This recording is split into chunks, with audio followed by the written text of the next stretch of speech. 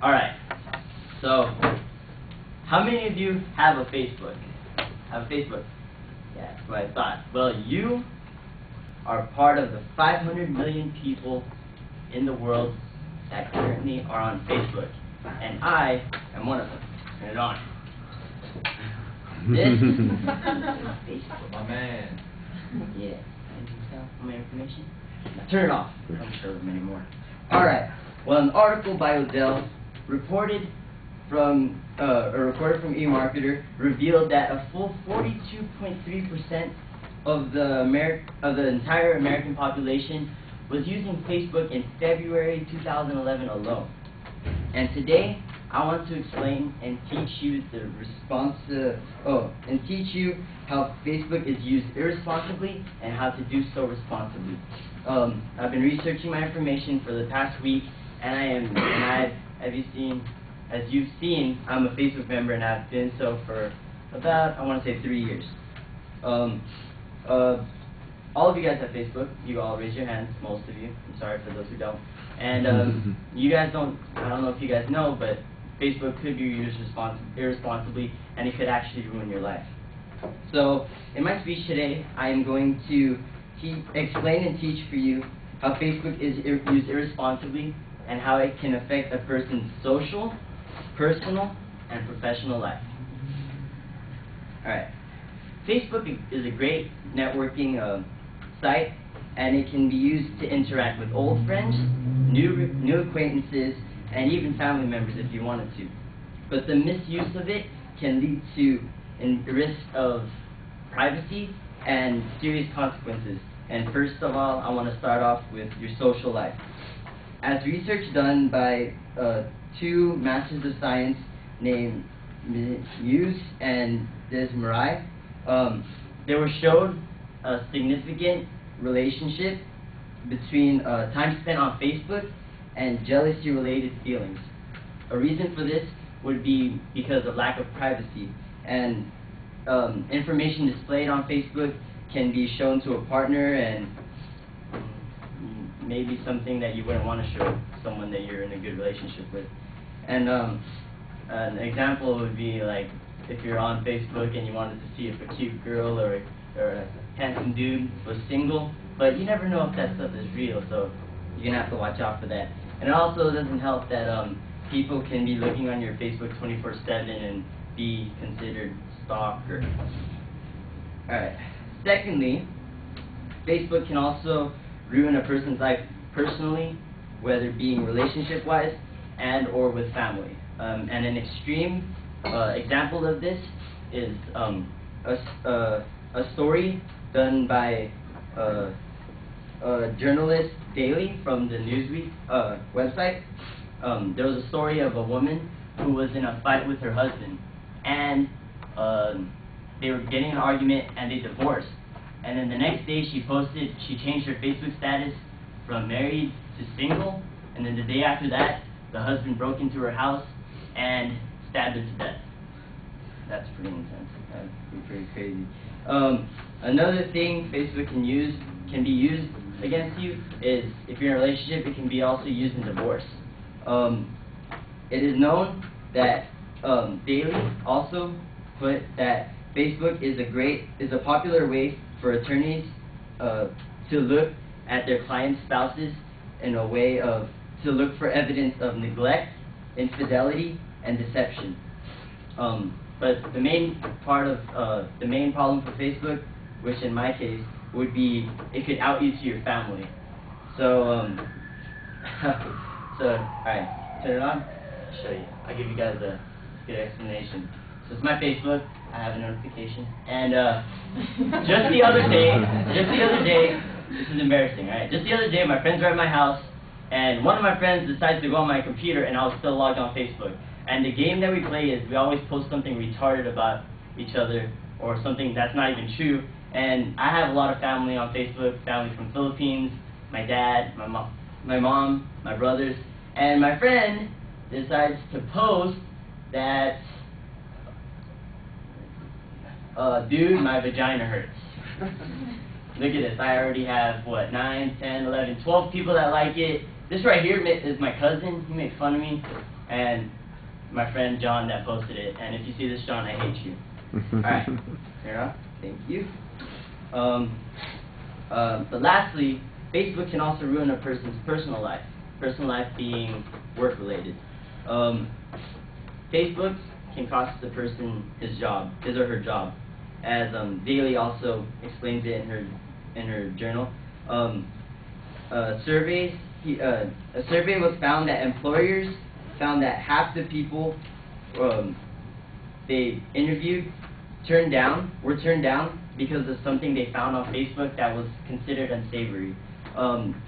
This could be either pictures of being drunk, or pictures of doing something illegal, smoking weed or anything, or just the fact that you post something retarded like bad grammar. But you can also be sued for libel, and this would be an instance if you posted something about someone that was known to be incorrect or false, the person can sue you for damages under defamation. But you can also be sued for invasion of privacy, and this could be an instance of posting something, info or a photo of someone that they deem to be invasion of their privacy. So in conclusion, today I have discussed in my speech how Facebook can be life-changing for anyone who decides to use it irresponsibly, whether it be socially, personally, or professionally. And now I'm going to give you some tips on how to change your ways. First of all, you should think before you write. Use common sense. It's something that shouldn't be on Facebook, then don't post it. Don't be retarded. And another one is to lose your profanity. There's really no need to cuss or say anything bad just to show your feelings. Third one would be don't talk about work. So you don't know who's going to be looking at your page and tell your boss or anything and possibly get fired again. Stupid. And lastly, be respectful and factual. And don't be spreading rumors on Facebook. That's what a lot of people do. It's just unneeded and not really professional at all. So if you want, add me on Facebook and see you later.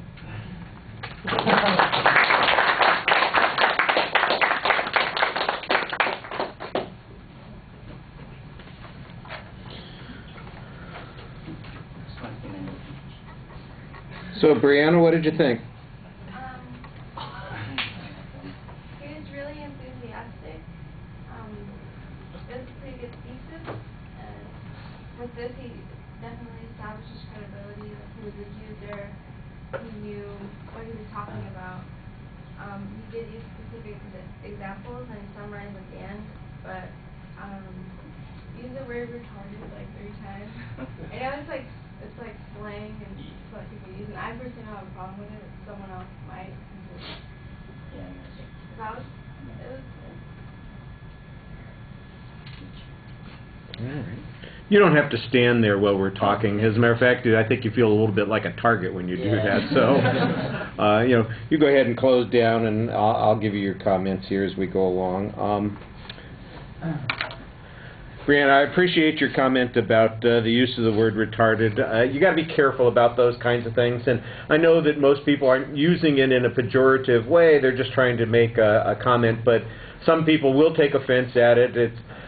It's like I know that people call each other fag or faggot or something like that, and the same kind of thing. It's like you don't mean to be using it in this way, and but you know what? People perceive it that way, and just like you're talking about something that you post on Facebook is going to get interpreted a particular way, that kind of stuff happens. And there's a good example of something where those things happen all the time. There are plenty of examples where somebody's gotten into trouble for using exactly those kinds of phrases, and somebody lost a job, or they got attacked by somebody else, or Facebook stalkers are, you know, bombarding them with stuff, and it's a subject that you've talked about, so it's a little disconcerting there. I like the opening pretty well. I thought that you had a nice, I mean, you've got a visual, you've got some statistics, you ask an audience survey, so you get us really involved. The topic seems to be something that everybody's going to be involved in. I didn't really like the phrase, you're going to teach us about this. I think at the first part, it's really more about warning us about the problems that are going to go there, and then maybe help you find some solutions to that. Maybe that would be a way to phrase it a little bit more effectively. You're still standing there, and I feel like Because you're looking at me. It's okay. Well, I'll look down. I'll look away. You're still looking at me. I'm like, I don't know. I thought you did a pretty good job signposting the points as you got to them. Sometimes it seemed a little mechanical. You need to have slightly smoother transitions, and I thought that that was also a problem when you were citing some of the authorities. You had the one study, the sociologist or whoever, the master's researchers who did this research, and it didn't sound like you were quoting them, it sounded like you were paraphrasing them, and as a consequence I think you got to some of that information and it sounds a little bit awkward. When you watch your speech back, I think you'll hear what I'm talking about, because there are several places where that occurs. So the transitions need to be a little bit smoother. The visuals are okay. I mean, it's just your Facebook page, so we get a couple of things there that are kind of interesting, and you have the one example that you give us, although it seemed a little bit thin. I'm not exactly sure, you know, it's perhaps a tasteless comment, but I'm not exactly sure how that's outing you. You know, it's just one of those weird sorts of things. But everybody else is maybe going to judge you based on what somebody else posts on your Facebook site, and I think that's one of the things that you could be pointing out. Again, I think there are some other examples that you could look at that are practical. You've talked about people who've lost jobs or had problems or didn't get hired, and I'm thinking, well, give us some illustrations. Tell us a story about someone. You know, there's a teacher someplace that lost her job because she has pictures of her vacation and she's in a bikini, and oh, that's inappropriate for students to see that kind of thing. Or here's Sarah Palin's daughter used the term faggot in describing one of her friends, you know, saying something pissed out, and then there's a whole group of people out there who are dumping on her because of those kinds of things. I mean, there are lots of these stories out there, so you can use those as illustrations of the point, and it doesn't seem as abstract. All right, and you can see one of the reasons that I don't like people using the podium. It becomes a crutch for you. You lean on it, and you're practically crawling on it. You guys have heard of the pub crawl? That's the podium crawl. We got a little bit of that going on there. Okay.